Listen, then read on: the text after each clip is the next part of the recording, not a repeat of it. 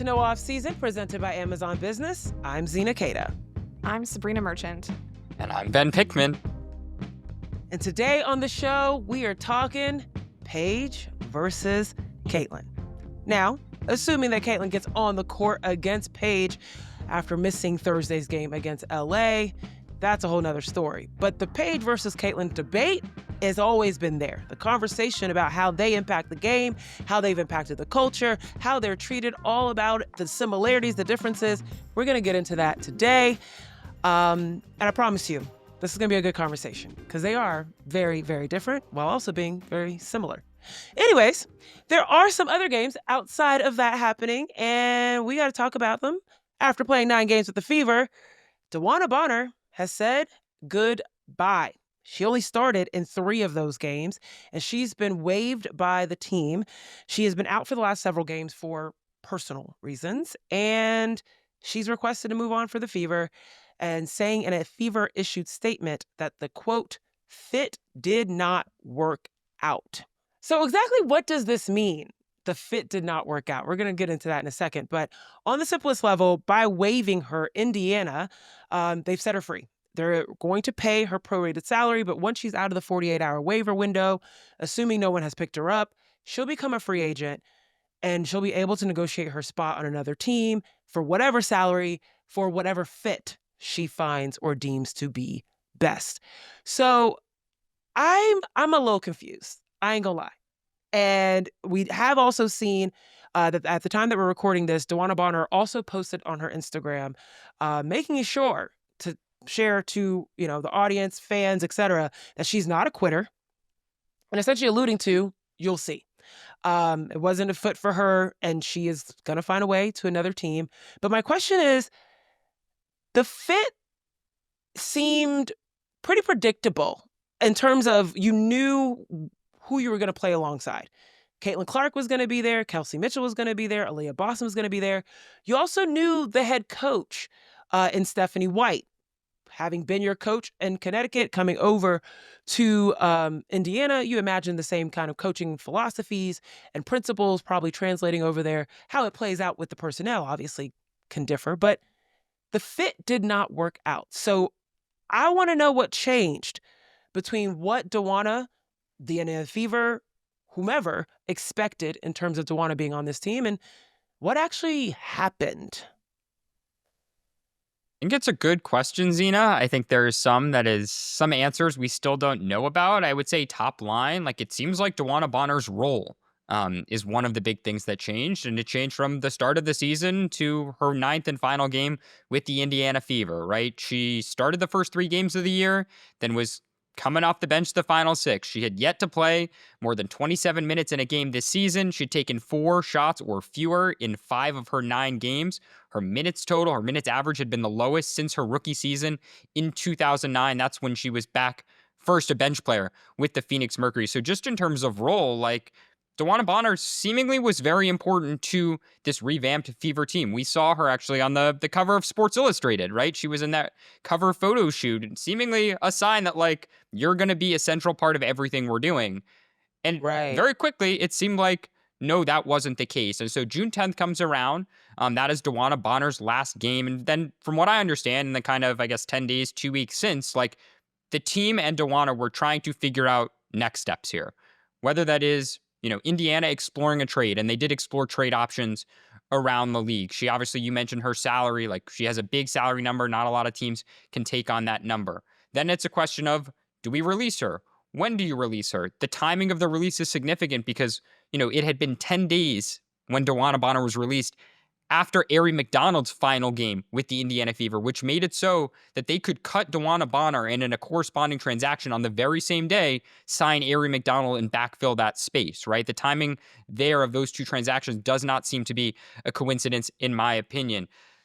To the question of what else don't we know, what else happened, I think it's a little bit open-ended, but clearly there were fissures between the two, and Phoenix and their GM, and Indiana and their GM Amber Cox said, DeWanna being a veteran player, they wanted to, be respectful, pay someone who's, been in the league 15, 16 years the courtesy and give her another opportunity to play because, it's pretty clear that by the end of this, the two sides had reached a point where you say DeWanna Bonner waved goodbye to Indiana. Indiana also waved goodbye to DeWanna Bonner. There were irreconcilable differences pretty clearly, which led to the parting of ways in this circumstance. What's so uncomfortable and like unfortunate about these type of situations is that we're all left to speculate, right? We'll never really know what happened. And I want to make sure I read this quote properly from DeWanna's Instagram. A quitter? Nah, never been that. But when the time comes, ... quote, let's just make sure the apologies are just as loud as the disrespect, end quote. In due time, DB. Crown emoji. Now, when you hear that and you read that, fans, people that are looking from the outside in, the speculation around what was said, what was happened, what changed is it's kind of like when you're recruited to a college and they're like, you're going to be our star player and you are going to get all this time and we are going to be running an offense around you.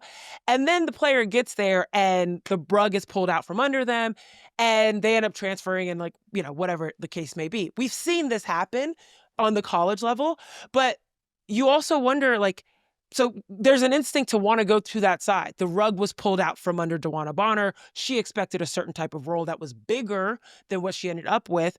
But at the same time, it's like, how big could that role have been with a Caitlin Clark on the team, right? And so you also feel for the team. And the team can't come out and put a crown emoji on an Instagram post and say certain things, right? So it's like, it's just always awkward because you're just like, they should, they could. I don't know. I mean, how professional would it be? I don't know. Some of these lost posters that they put up on Instagram be petty as hell.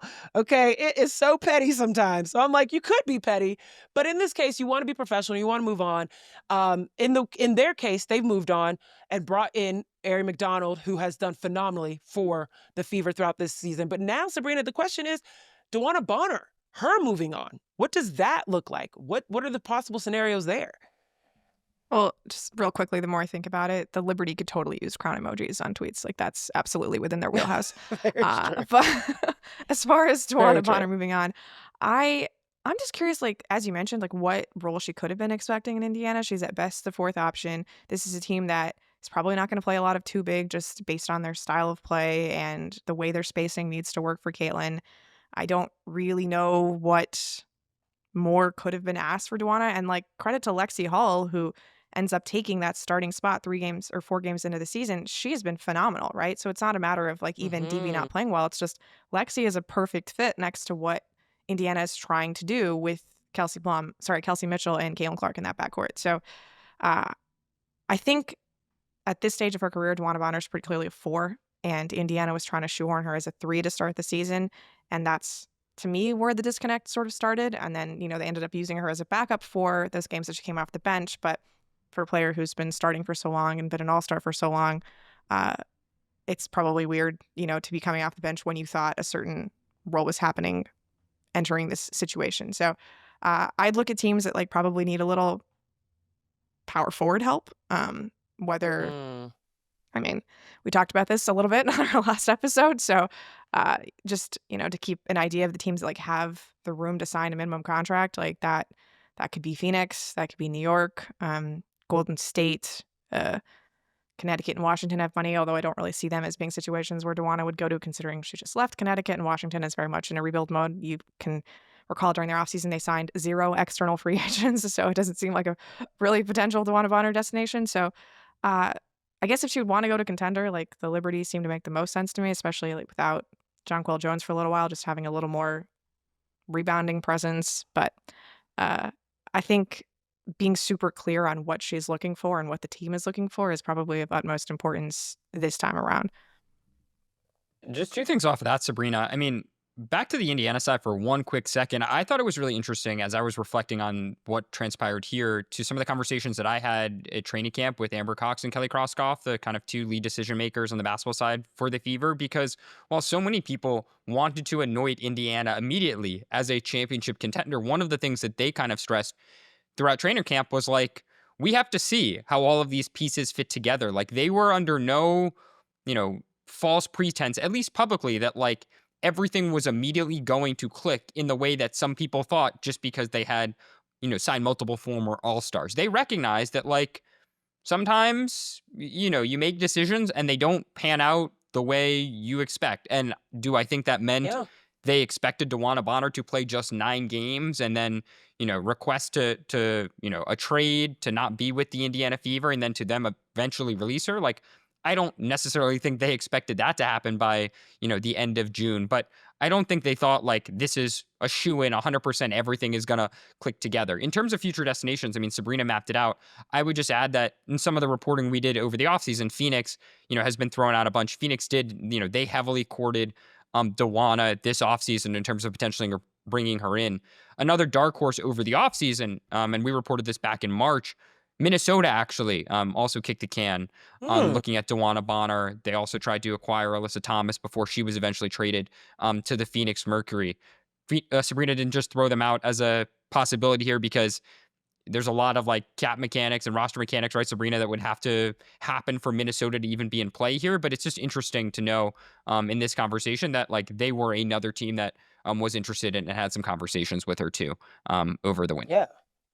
That Minnesota one is very surprising. I think Phoenix Mercury are much less surprising because obviously DeWanna Bonner, or maybe not obviously, DeWanna Bonner's fiance, Alyssa Thomas, plays for the Phoenix Mercury. So, I mean, how much does that play into things? I know there's also the connection of her old teammate, Brianna Jones from the Connecticut Sun, now playing in Atlanta, and that team doing really, really well. What are the possibilities of those two locations?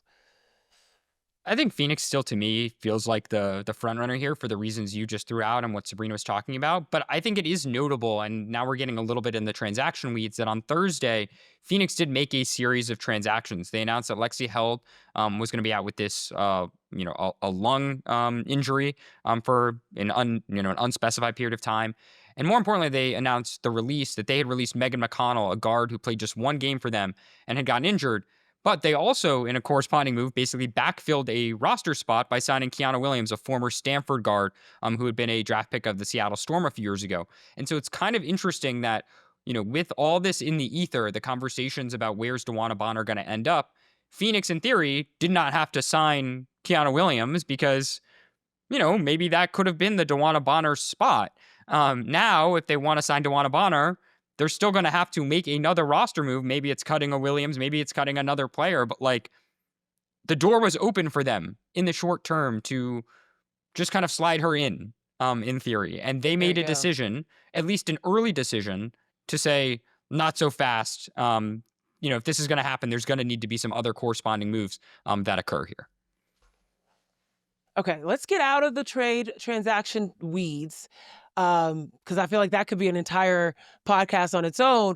And let's get back to DeWanna, because I do think that there is something to be said about DeWanna being like, I don't have to force myself to sit here and play in a situation that I clearly have noticed does not fit for me. And, alluding to her Instagram post and her reaction to all of this, that also isn't serving me in other ways beyond just the actual basketball.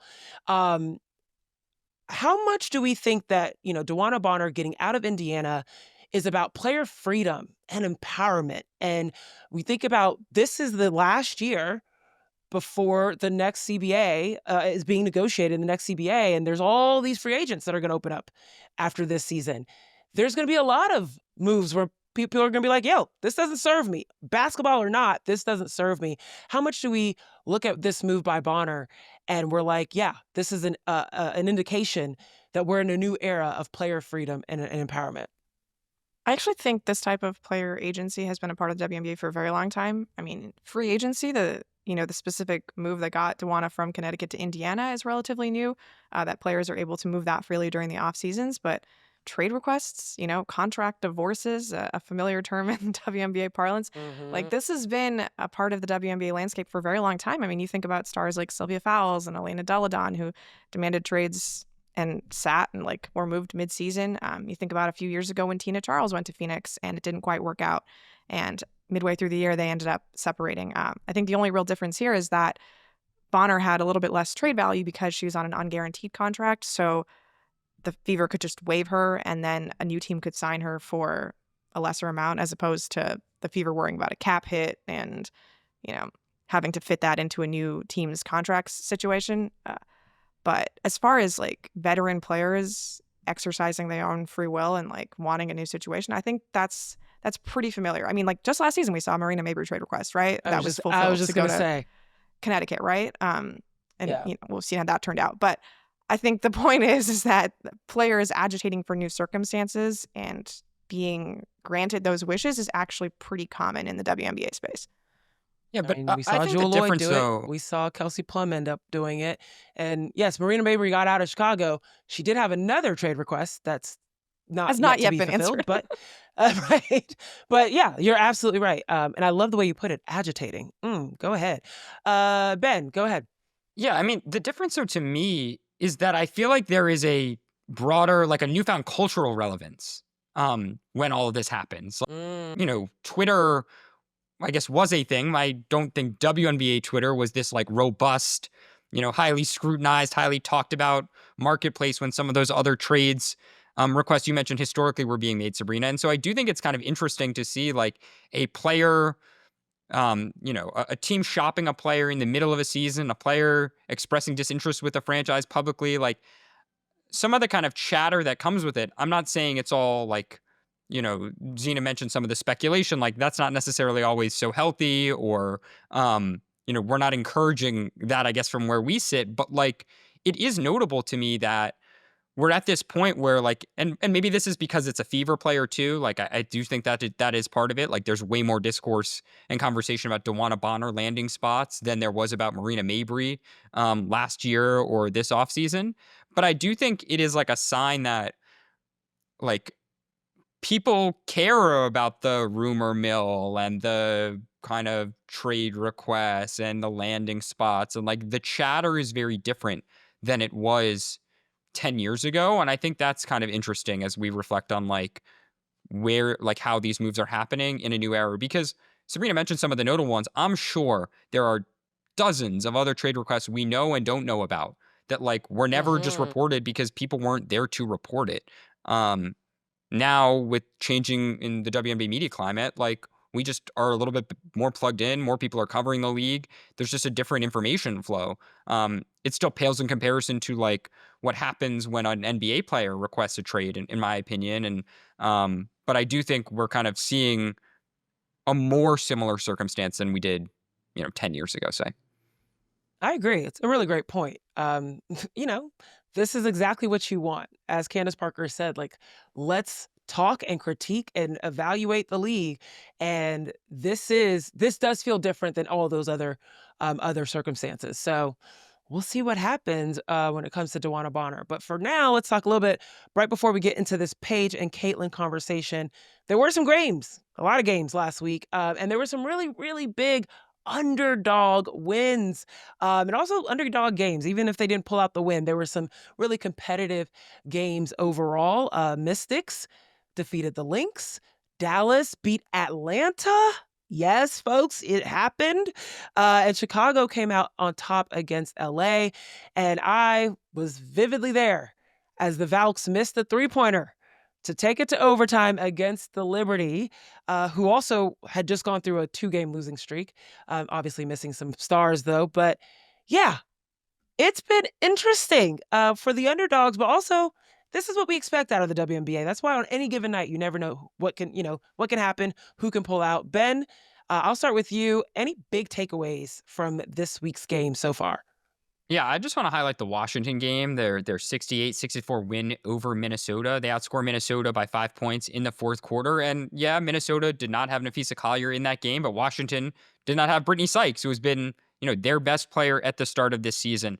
I want to throw, Washington continues to compete. They continue to be really impressive. And I do think like there's a lot of chatter right now about Coach of the Year. We've thrown it out on our show a bunch. We've mentioned Natalie Nakase, Carl Smesko, Nate Tibbetts. Like, I think Sydney Johnson we'll see how the Washington Mystics do, but like Sydney Johnson should be in the Absolutely. WNBA Coach of the Year conversation through the first, 6 weeks of the season. I don't think there's any real Agreed. debate about that. I mean, people had Washington as like a bottom feeder in the WNBA this year. Mhm. What are they doing? Who are they hiring? They didn't make any moves. And as we tape this on June 26th, they're 7-8.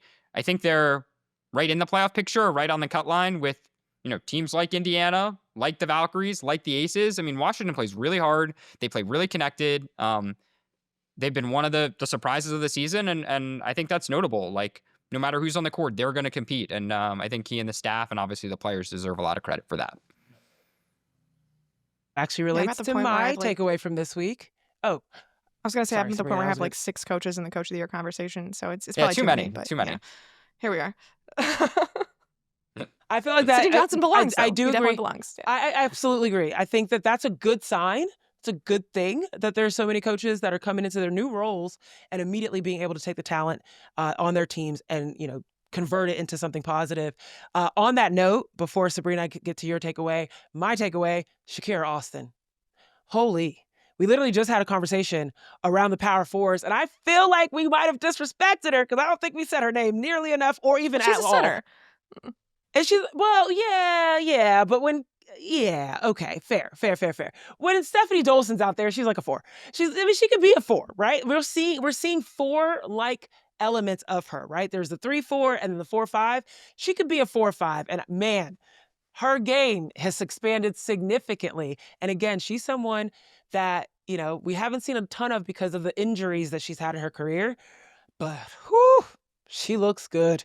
And shout out to the Washington Mystics for utilizing her in the best way and also utilizing her energy, because you got to be able to utilize her energy in a positive way and direct it in the right way, as well as direct her skills. And yeah, she looks great. Sabreena, what about your takeaway? I mean, I'm just gonna make it a clean sweep. Like, that was a really, really impressive Mystics performance. The Lynx came into the game as the leading fourth quarter net rating in the WNBA, about plus 23 points per 100 possessions. As Ben mentioned, they got outscored. They couldn't do anything. Like, I think they didn't hit a field goal for the last 8 minutes of that game, maybe up until like the final minute. But just a really, really gutty, impressive Washington performance. And like Ben said, without Brittany Sykes, to do that with Shakira Austin, who plays most of her minutes with Kiki Ariafen and Aaliyah Edwards. So I think we're going to call her 5. Oh, you're right. It's fine. No, I just think it's maybe the most impressive win of the season, honestly, what the Mystics were able to do there. Agreed. I'm really excited about this Mystics team. Shout out Jamila Weideman for GM over there. She's done a great job with the rookies, but also the team's looking strong. All right, with that, don't go anywhere, because coming up, we're talking Paige and Caitlin.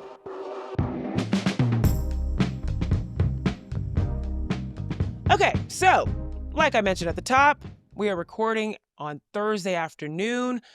That assuming that Caitlin Clark is back on the court tonight, that you are hearing this. She missed last night's game against LA due to a groin injury. It will be the first time that 2025 number 1 pick Paige Bueckers and 2024 number 1 pick Caitlin Clark will square off against each other in the WNBA. And seeing how these are 2 of the most recent number 1 draft picks, and they're both point guards, they're both white girls from the Midwest, it only makes sense that we had to take some time to break down their histories, their games, their stats, and talk about how they stack up on the court, but also in the general culture. Before we get into that, though, Ben, give us a quick update on what's happening with Clark and this, I want to call it idiotic because it could have been avoided. This groin injury, in my opinion, that happened very late in a game against Seattle. Tell us what you know. Yeah, I mean, Indiana did not specify when they kind of announced this injury when exactly it occurred. Stephanie White merely said on Thursday that Caitlin Clark was day to day, and they're kind of monitoring how she responds to treatment. That will determine whether she plays on Friday in the second game of a back-to-back against the Dallas Wings, and then Indiana Fever have a couple days off, and then they'll play the Minnesota Lynx on Tuesday in the Commissioner's Cup Championship. So that is a big game with a lot at stake and a lot of money at stake in that game. So it will be interesting to see her status from there on out. As you mentioned, this will be Caitlin's 6th game that she has missed this season. She popped up on the injury report on Thursday for the very first time. She had an MRI on Wednesday, I guess, or Wednesday night is when Steph White got a readout on that. And that's when they eventually determined that she would miss the Thursday game. Clark previously was dealing with a left quad strain. That was what kept her out the last 5 games, or the 5 games that she missed, the 3 weeks earlier this season. She talked about when she returned, kind of how she was going through needling and red light therapy and oxygen chambers and massages. And she recognized the importance of doing all of that as she continued to work her way back. We don't know, what exactly she did, I guess, since then. But Yeah. she also mentioned when she returned for the first time that she didn't want to return unless she was fully healthy. She said that she was against minute restrictions. She's like, if I'm going to play, I'm going to play. So kind of take of that what you will, make of that what you will, as this game approaches and as kind of this next stretch approaches for the Indiana Fever. Day to day, I guess, is the TLDR of what Stephanie White said on Thursday afternoon. Gotcha. Yeah. If you guys were watching that Fever Storm game, around 14.6 left on the clock, Caitlin ends up getting the ball. She gets swarmed by defense. She ends up going to the ground. And that's when she gets up kind of holding her leg. I'm not saying that's exactly when she got hurt, but it looked like that might have been the moment. And if it was, it's very frustrating, obviously, if you are a Caitlin Clark fan, Indiana fan, et cetera, to be able to have more time potentially missed with your star off the court. But regardless, we know Caitlin Clark is she's going to find her way back to the court. Similar to the other person we're talking about, Paige Bueckers, interestingly enough, found her way back to the court this season, who also missed some time. So more similarities that we're bringing up here, but hopefully health and time away from the court is not something we're going to talk about for the rest of this conversation. So let's get into it. All right. There's shared history between these two. What can you guys share with us in terms of when and where these two players' paths first converged? As you mentioned, they are both girls from the Midwest, so they definitely met on the AAU circuit. Paige being from Minnesota and Caitlin being from Iowa. They were both top 5 recruits in the class of 2020 coming into college. Paige was the number 1 recruit in that class.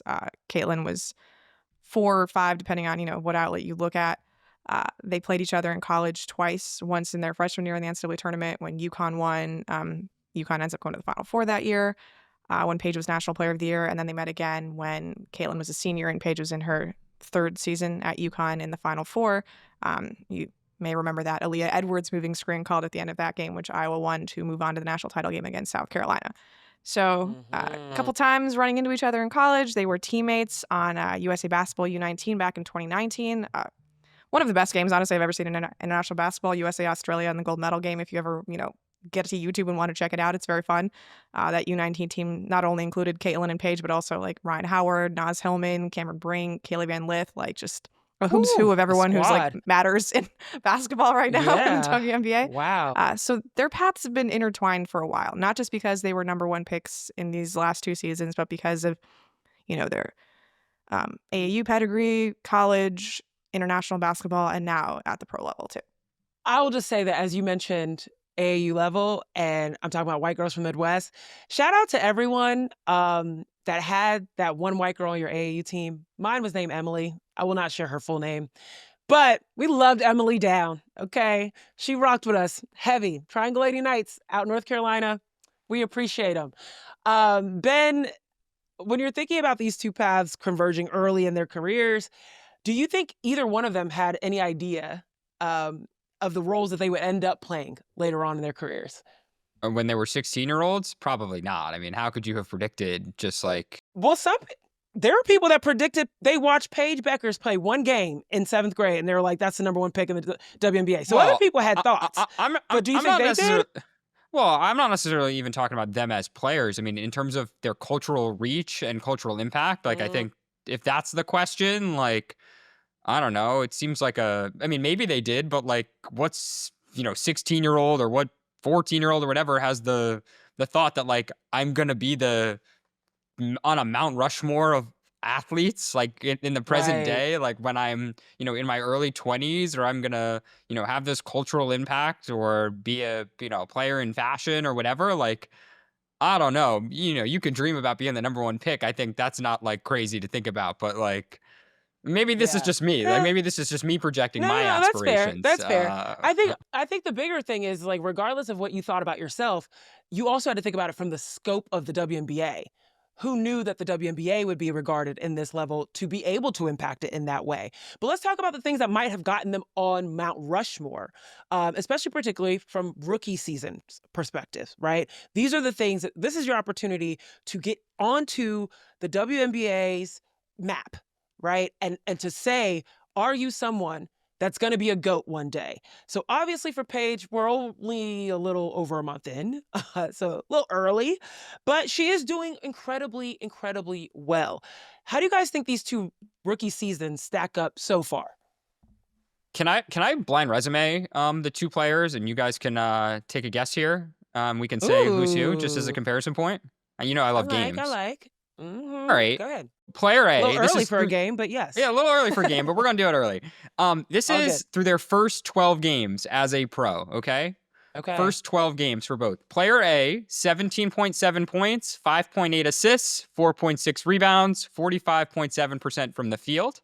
And their team, I'll save the record. Player B, Okay. 16.8 points, 6.3 assists, 5.6 turnovers, 5.3 rebounds, and 37.3% from the field. Anyone guess?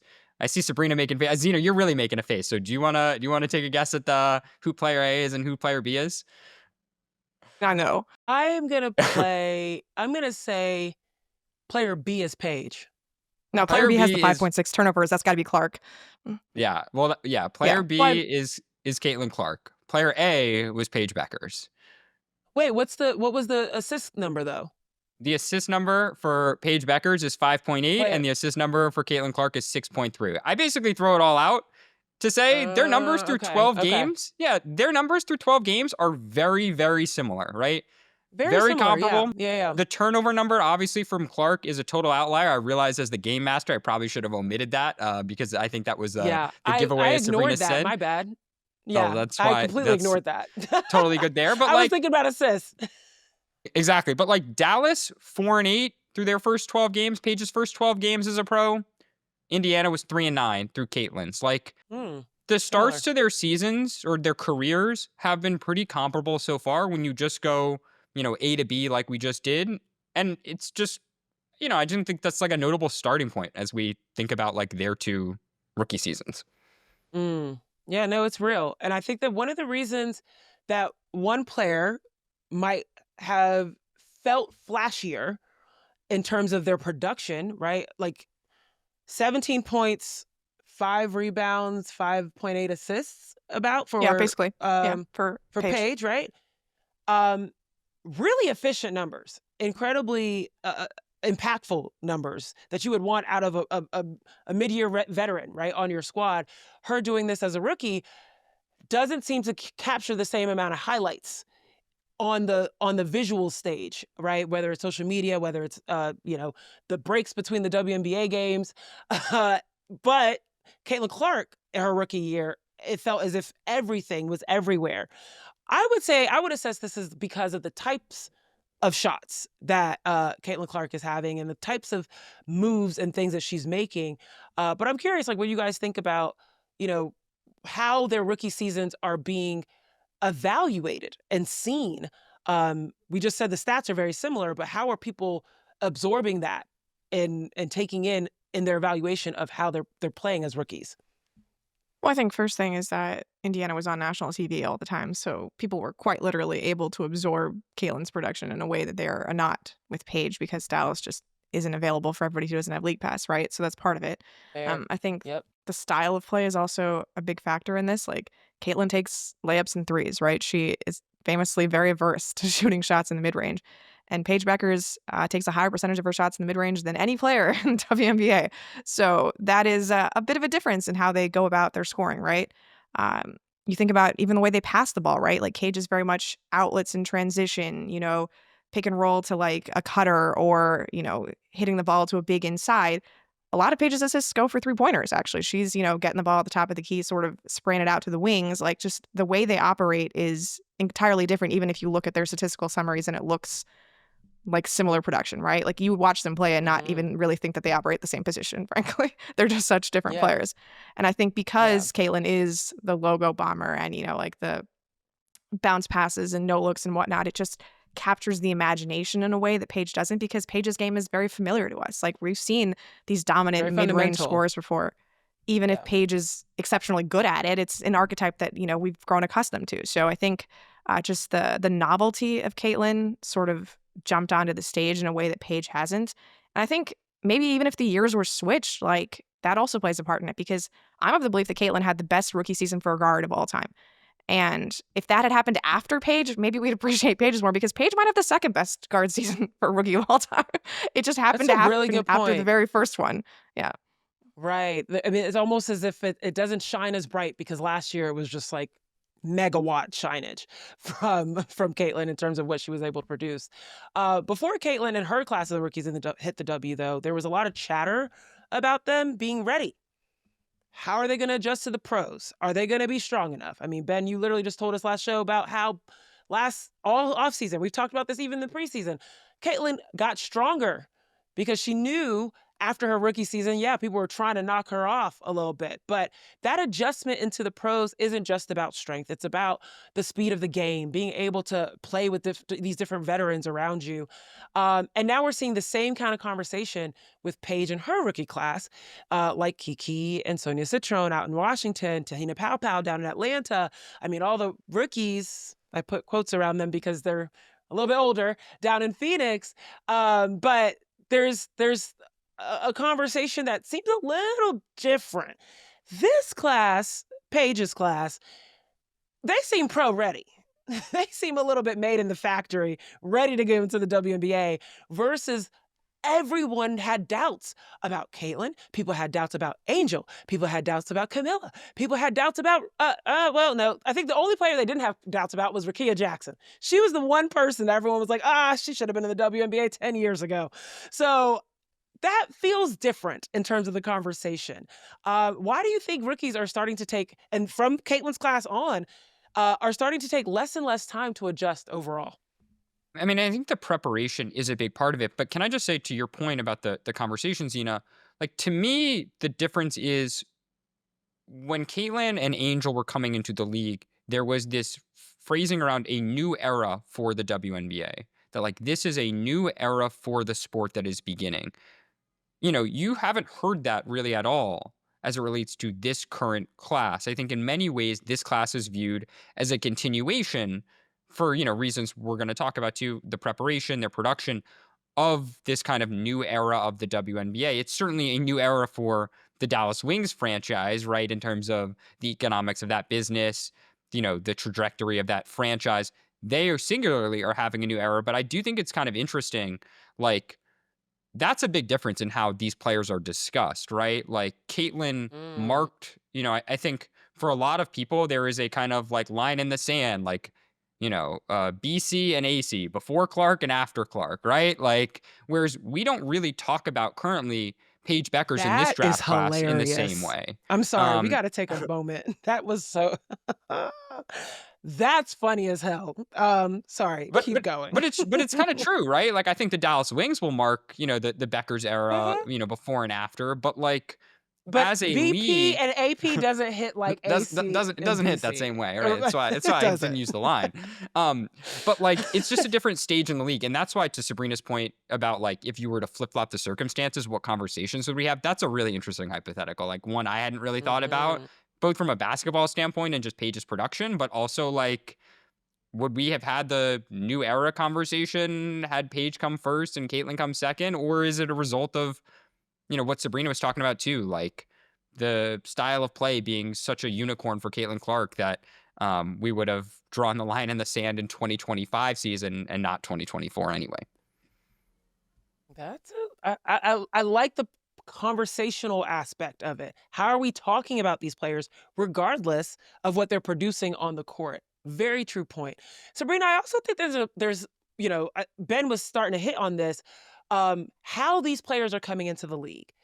The New Yorker just put out an article about the NBA and how the NBA, the youth talent, and everything it takes now for youth to be a part of the NBA ecosystem. It's the same thing in the WNBA. It's really the truth for every sport. Parents are starting to see the value of training their kids up to be elite athletes. whether you're getting scholarships or you're getting to the leagues and you're getting paid significant dollars to just be really good at a sport, or to at least be at a college in which you can make money just by being a part of their sports program through NIL.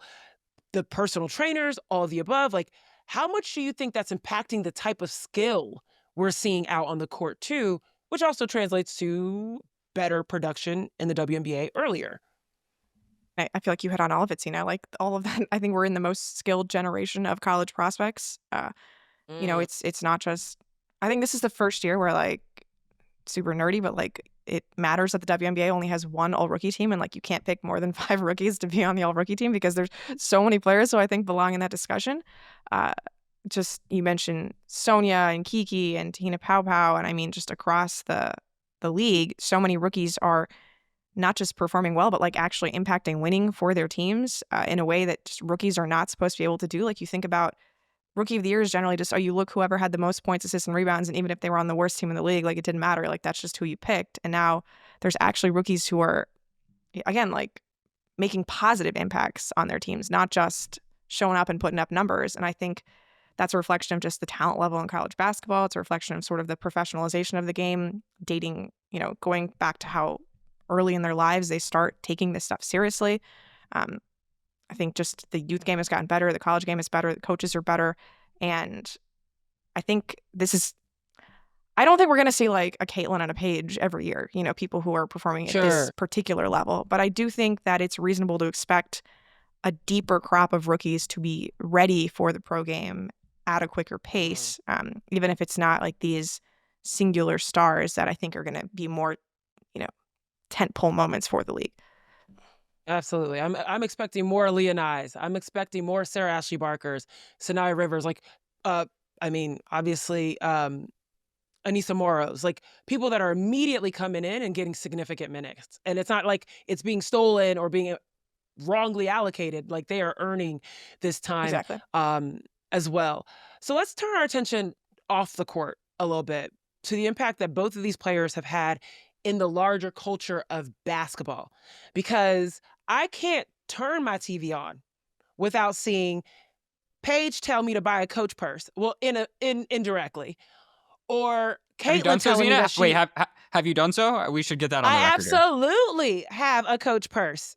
Thank you to the WNBA and Coach being one of the first fashion brands, high fashion brands, to really see the value here with the WNBA. But yeah, I absolutely love Coach for that.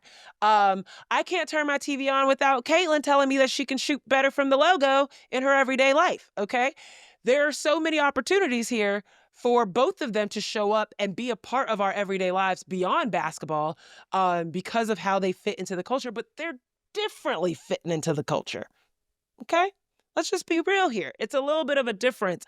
Caitlin was much more of a lightning rod, if you could say, than Paige. The way she came onto the scene and the way that everyone's talking about her, the way she permeates through every conversation. And they're obviously different people, but why do you guys think that they've hit so differently in the culture? I got some thoughts, but I want to hear what you guys think.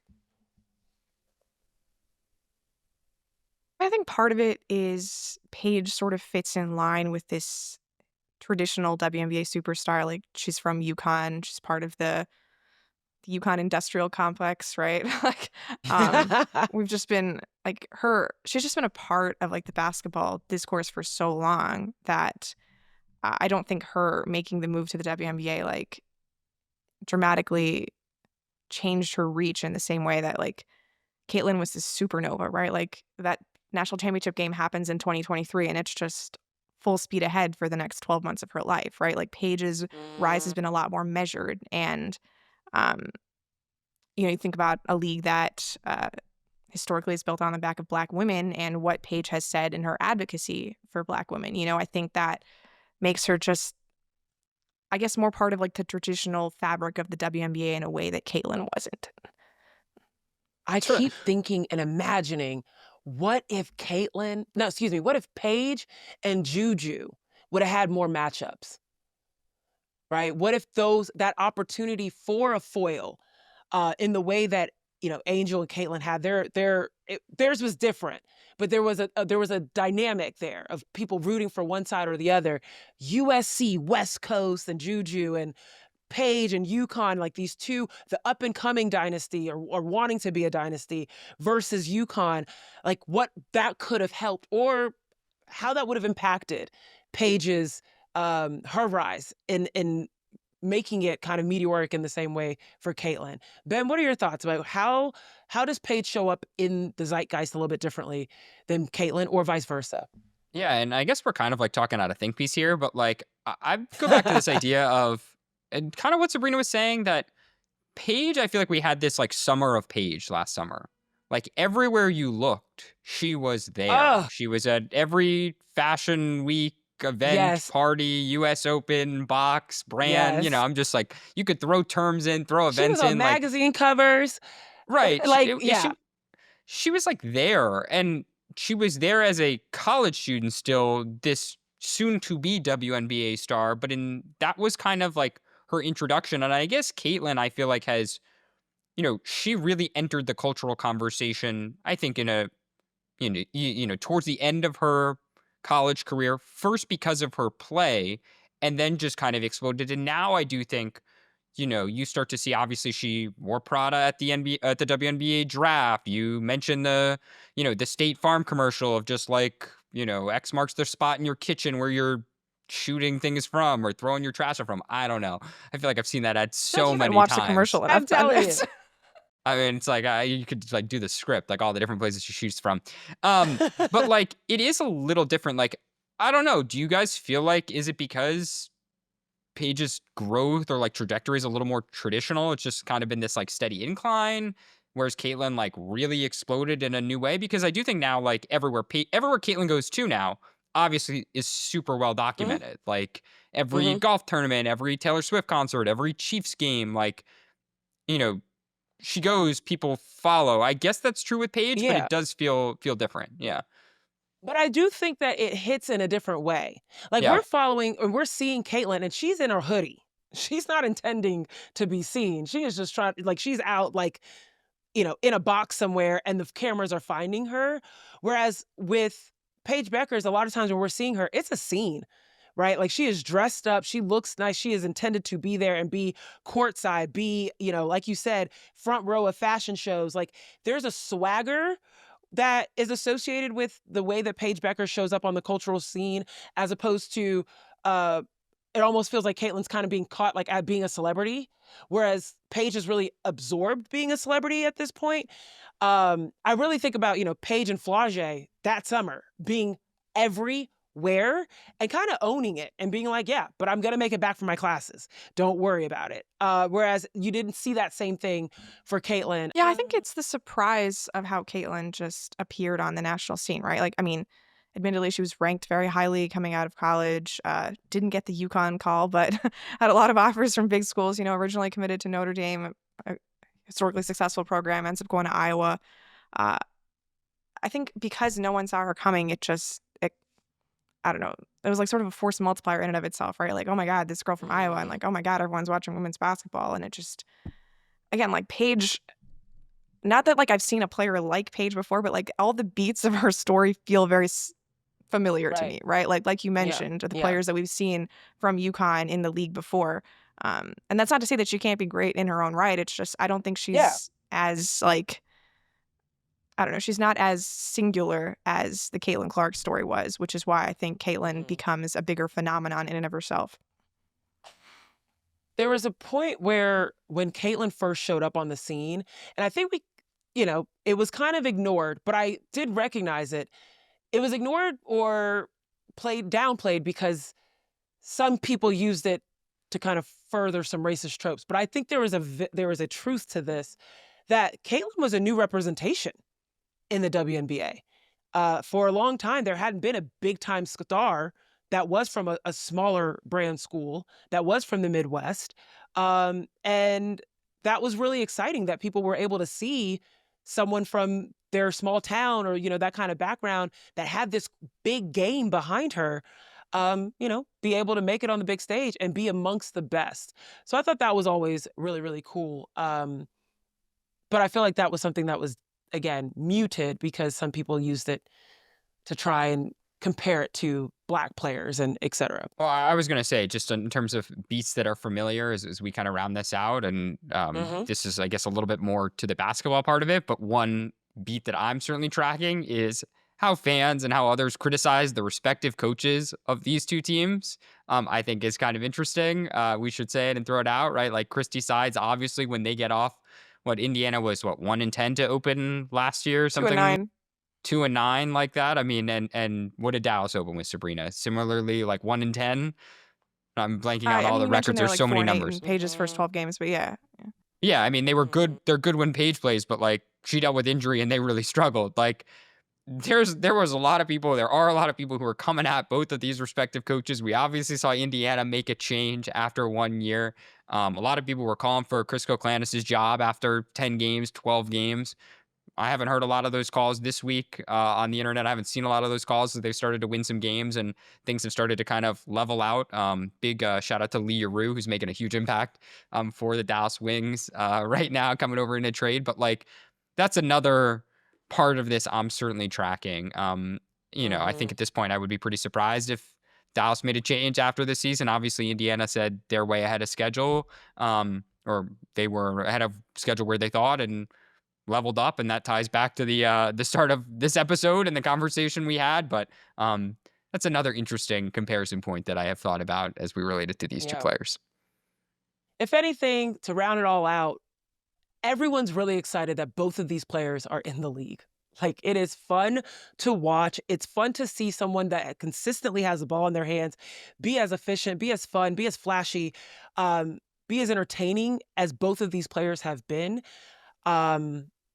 I am really hoping that they do get to play against each other tonight so we can see what that looks like. But to round it all the way back to the top of this particular section, in this new era that I think Caitlin Clark's year kind of opened up, it's been really fun to see how well-adjusted these rookies have been and immediately making an impact, and it not being just a few players, it being a wide range, obviously with Caitlin and Paige kind of leading the charge in this new era. So we shall see if they face off, but for now, we'll be tracking just how much their stories continue to be similar and just how much they differ.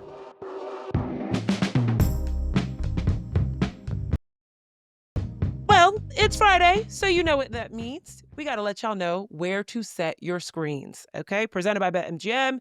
Let's make us some money real fast. BetMGM, make a fast break for on-court action with a WNBA odds boost token. Use your token to get a bigger payout on a winning WNBA bet. Friends, what are we watching this weekend? There's a lot of really good games actually going on this weekend. I think New York Phoenix on Friday night is one that I'm particularly interested in. That was New York's first home loss of the season when Phoenix just beat them on their road trip last week. Monica Coamcani had Sabreena Ionescu in absolute hell. And so that, if like I'm zoning in on one matchup, that's the one that I'm keeping an eye on for this weekend.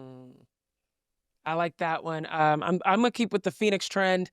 Phoenix beat the Aces, I believe it was last week, without A'ja Wilson. They're rounding out again. This time, A'ja Wilson is back. She's playing well. We'll see what happens this go round. What about you, Ben? Yeah, I was going to go off the board. I feel like we're making that an annual tradition in this segment. And if I can plug my own reporting and one of my own stories for this week, I'll use this opportunity to do so. I wrote a story earlier this week on the site on a new venture, a new pro tour called 3XBA, 3-on-3. It's a 3-on-3 basketball league, and they have a 2-day tournament that begins Friday. You can watch these games on AWSN on Pluto TV, which I believe is free, the AWSN channel on Pluto TV.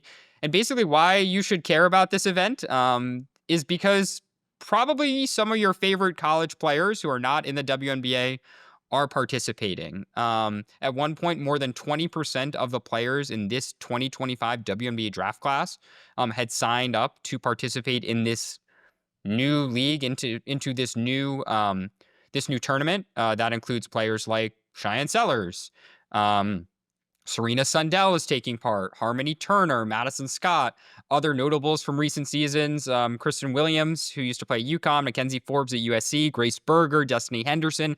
There's a lot of names. If you are like, where are my favorite college stars of the past playing? A lot of them work out at home at their alma maters. Some players have signed a contract to go play in this Mexican professional league, which is another hub where players go. And there's this new tour, which can serve as an Olympic pipeline. And they have this tournament, which is a showcase, and it's certainly on some WNBA teams' radars as well. With 3-on-3 being this like way to develop players, this proven way that teams and executives and players reflect on is really important in player development. So off the board, but keep an eye out on that event and see how some of your favorite stars of the past perform. Okay. If it's anything like Unrivaled, that 3-on-3 action was a lot of fun. And we also have seen the development work that has benefited a lot of these players in that sort of action. So yes, shout out to 3XBA, which I affectionately call 3BA, because that's a lot of what it Ivy looks League like to me. presence. A lot of Ivy League presence There in is a lot of 3XBA from the top to the bottom, yep. Zena. As an Ivy League basketball, where was your? Maybe next year you'll get the call for their Spokane event. Don't let my knees hear that. Okay, that's all for today. We'll see you back here on Tuesday, y'all. And as always, before we go, if you haven't already, please follow our show right now, wherever you're listening. Spotify, Apple Podcasts, YouTube. Put those index fingers to work, folks.